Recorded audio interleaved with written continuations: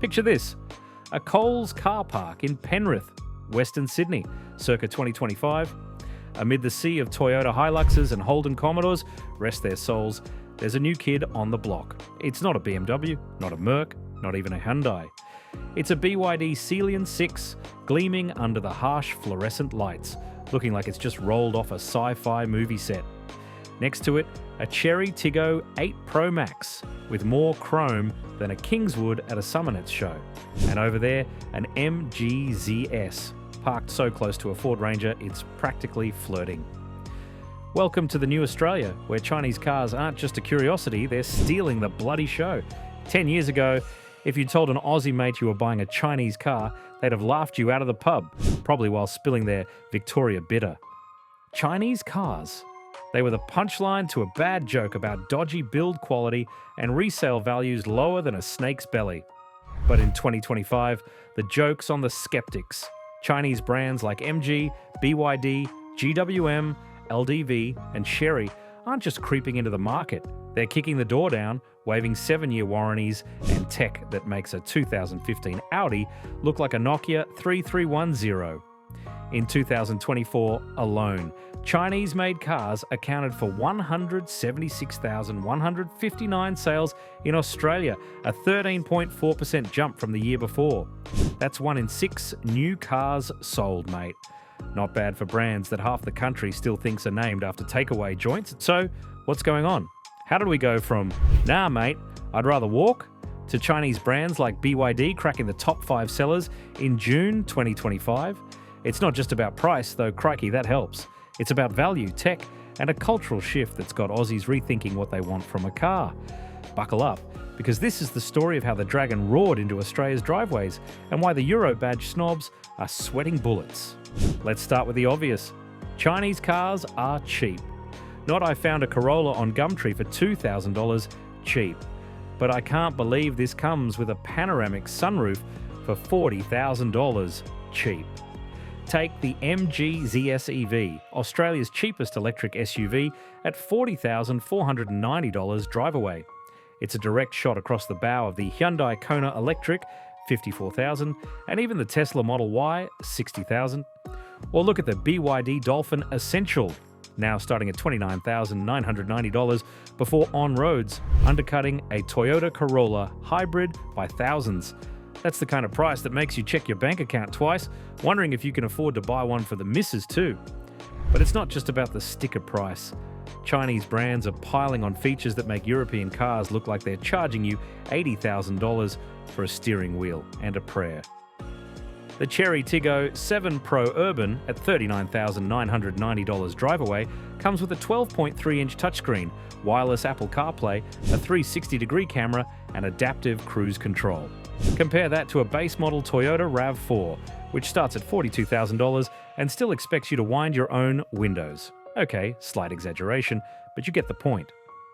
GWM's Haval H6 GT PHEV, priced at $55,990 drive away, offers a 100-kilometre electric range and a 7-year warranty, leaving the Mitsubishi Outlander PHEV $56,000. Shorter range, less tech, looking like it's stuck in 2018. The secret sauce? China's manufacturing juggernaut. With lower labour costs, massive economies of scale, and government-backed supply chains, brands like BYD and SAC, MG's parent, can build cars for a fraction of what it costs VW to sneeze in Wolfsburg. Add to that China's dominance in battery production, BYD alone is a global leader in lithium-ion tech.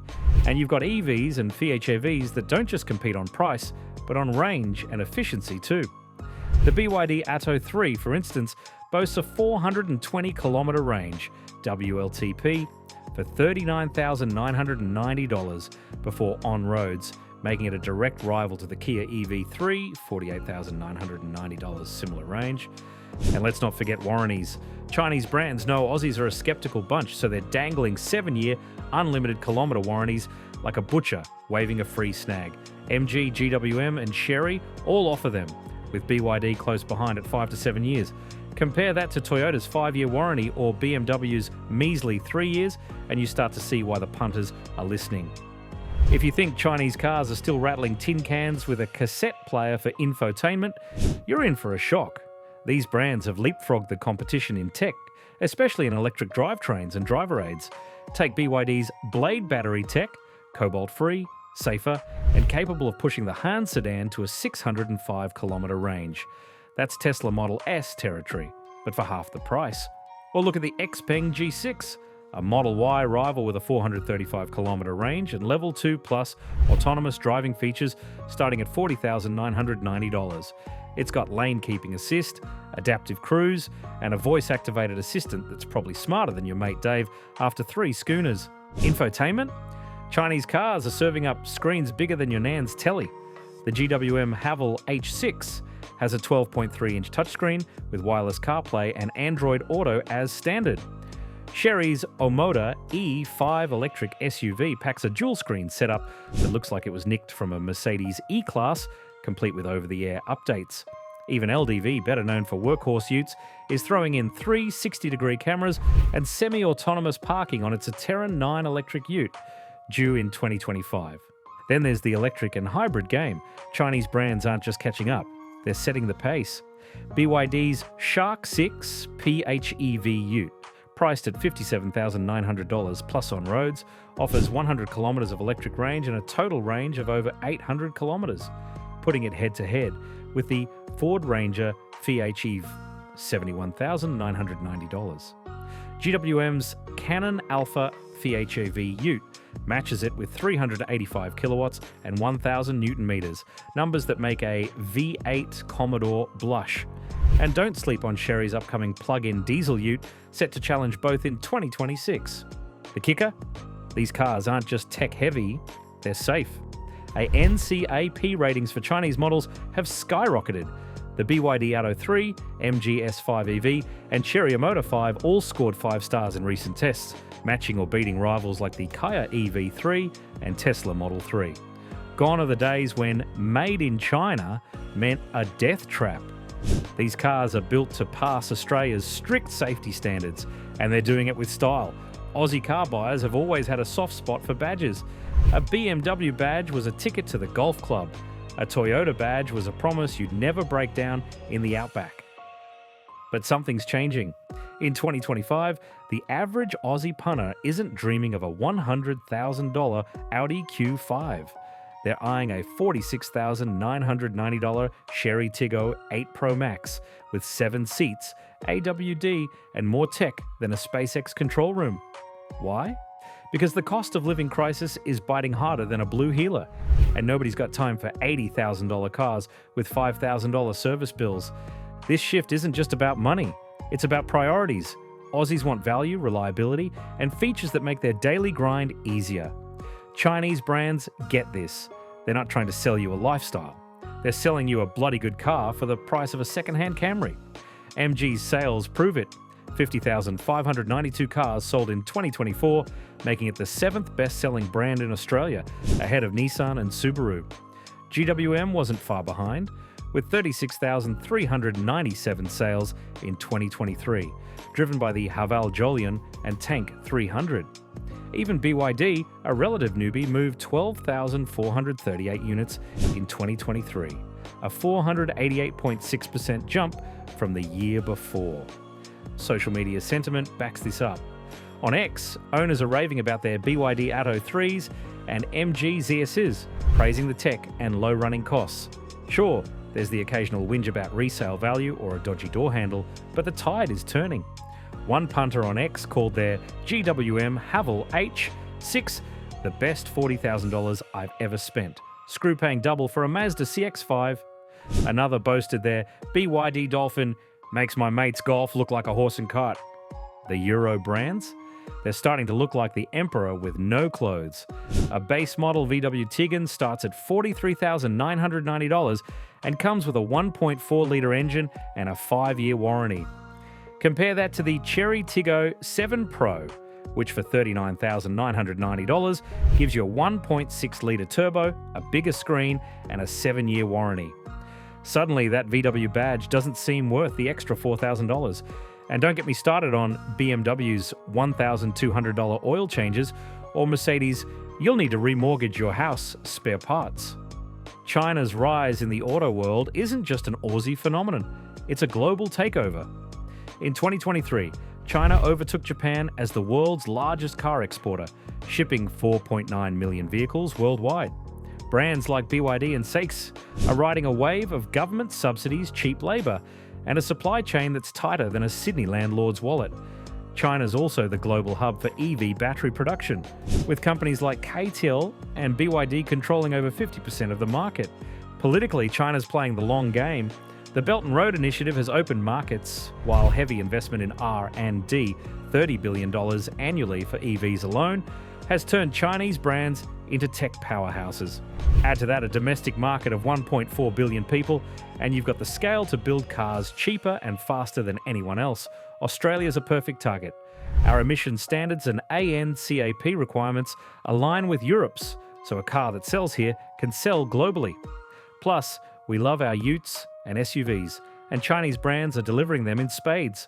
Think BYD Shark 6, GWM Cannon Alpha, and LDV e-Terran 9. But it's not just economics. Chinese brands are learning fast. They've hired European designers, ex-BMW and Volvo talent at Geely and Zeekr, and partnered with global giants like Mercedes, Smart No. 1, and Stellantis, Leapmotor. The result? Cars that look sharp, drive well, and don't feel like they were bolted together in a shed. MG's Cyberster electric roadster, for instance, is a head-turner that could pass for a Porsche at a glance, and it's priced under $100,000. Let's get to the nitty-gritty. How do Chinese cars stack up against the big dogs in Australia? Here's a head-to-head comparison of some key models with pricing, specs, and owner sentiment. MG ZS EV versus Hyundai Kona Electric. Price: MG ZS EV, $40,490 drive away, versus Hyundai Kona Electric, $54,000 drive away. Specs: MG offers a 50.3 kilowatt-hour battery, 320 kilometer range WLTP, and a 130 kilowatt motor. Hyundai's got a 64.8 kilowatt-hour battery, 484 kilometer range, and 150 kilowatt motor. Features: both have Apple CarPlay, adaptive cruise, and lane keeping assist, but MG throws in a panoramic sunroof and a 7-year warranty. Hyundai's is 5 years. Sentiment: owners love the MG's price and tech, but gripe about its plasticky interior. Hyundai wins on refinement, but loses on value. BYD Shark 6 PHEV versus Ford Ranger PHEV. Price: BYD Shark 6, $57,900 plus on roads, versus Ford Ranger PHEV, $71,990 plus on roads. Specs: BYD's 1.5-litre petrol plus dual motors deliver 385 kilowatts, 1,000 newton meters, and 100 kilometers electric range. Ford's 2.3-litre petrol plus electric offers 200 kilowatts, 600 newton meters, and 45 kilometer range. Features: BYD's got a 15.6-inch rotating touchscreen, 360-degree camera, and a head-up display. Ford leans on rugged looks and brand loyalty. Sentiment: early reviews praise the BYD's power and range but question long-term durability. Ford's seen as a safer bet but overpriced. Chery Tiggo 7 Pro versus Toyota RAV4. Price: Chery Tiggo 7 Pro, $39,990 drive away, versus Toyota RAV4, $42,000 plus on roads. Specs: Chery's 1.6-litre turbo delivers 137 kilowatts, 275 newton meters. Toyota's 2.0-litre naturally aspirated gives 127 kilowatts, 203 newton meters. Features: Chery's loaded with a 12.3-inch screen, leather seats, and a 7-year warranty. Toyota's base model is Spartan by comparison. Sentiment: Chery owners rave about the value and tech. Toyota fans stick to their guns for resale and reliability. GWM Haval H6 GT PHEV versus Mitsubishi Outlander PHEV. Price: GWM Haval H6 GT, $55,990 drive away, versus Mitsubishi Outlander PHEV, $56,000 plus on roads.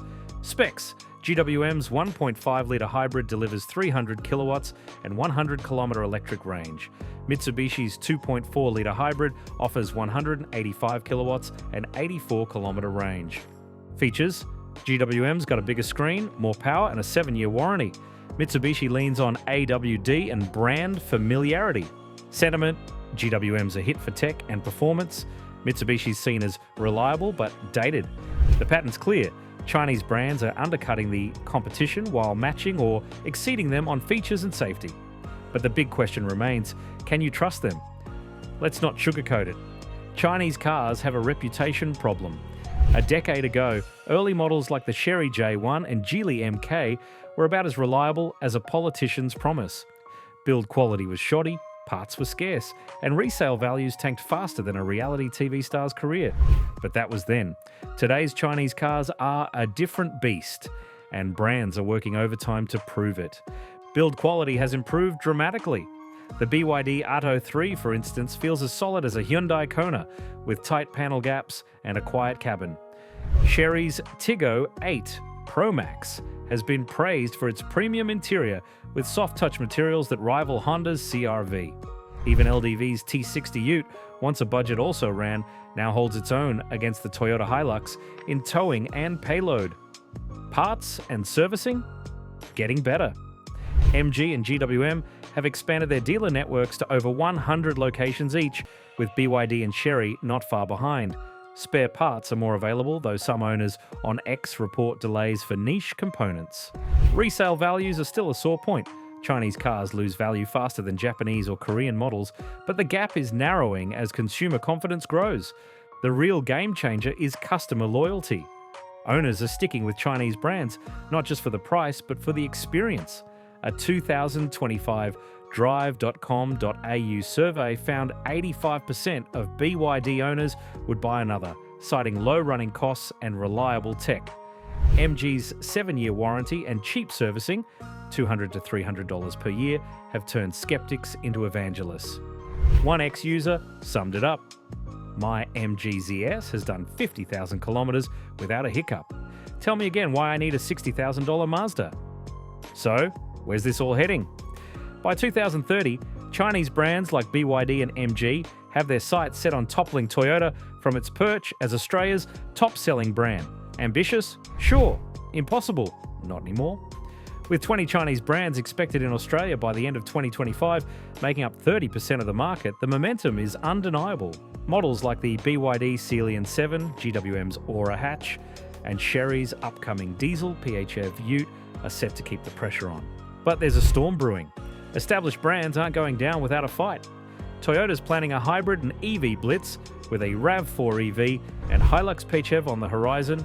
Hyundai and Kia are slashing prices on their EVs, with the Kona Electric and EV3 now closer to Chinese rivals. And then there's the resale value question. Will Aussies keep buying Chinese if their cars are worth peanuts in 5 years? Plus, there's the geopolitical angle. Trade tensions or tariffs could hit Chinese brands hard, as seen in the US and EU. Still, the Dragon's got the upper hand for now. Aussies are voting with their wallets, and Chinese cars are delivering what they want: value, tech, and warranties that last longer than a Bunnings sausage sizzle. The cultural shift is real. Badge snobbery is dying, and the average Aussie just wants a car that works without costing a kidney.